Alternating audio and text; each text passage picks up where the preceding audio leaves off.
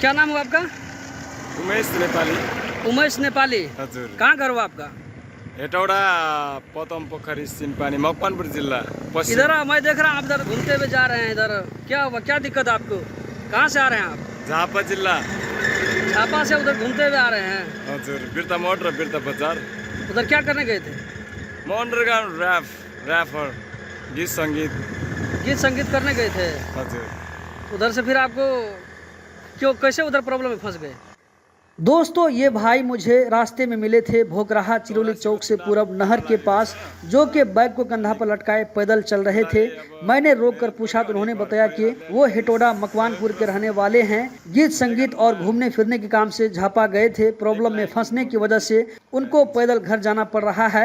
मैंने उसको अपनी गाड़ी पर बैठाकर चिरौली चौक में छोड़ दिया और वहाँ पर एक टिकट काटने वाले भाई के हवाले कर दिया और उनको ये कहा कि आप इनसे बातचीत करके देखें, अगर ये आदमी ठीक ठाक है, दिमागी संतुलन ठीक है, तो इसको घर भेजने का इंतजाम कर दीजिए। जो भी खर्च होगा मैं अपनी तरफ से दे दूंगा। उस वक्त मैं मदरसा जा रहा था, मेरा टाइम हो गया था। बाद में टिकट काटने वाले भाई से मैं मिला तो उन्होंने बताया कि आदमी लगभग ठीक ही लग रहा था। उसने कहा कि मुझे किसी तरह कोशी बैरेज तक जाने का इंतजाम कर दीजिए, वहाँ जान पहचान के लोगों के जरिए मैं घर तक चला जाऊँगा। फिर उसको एक गाड़ी में बैठा दिया गया। दोस्तों, वीडियो को आगे ज़रूर शेयर करें।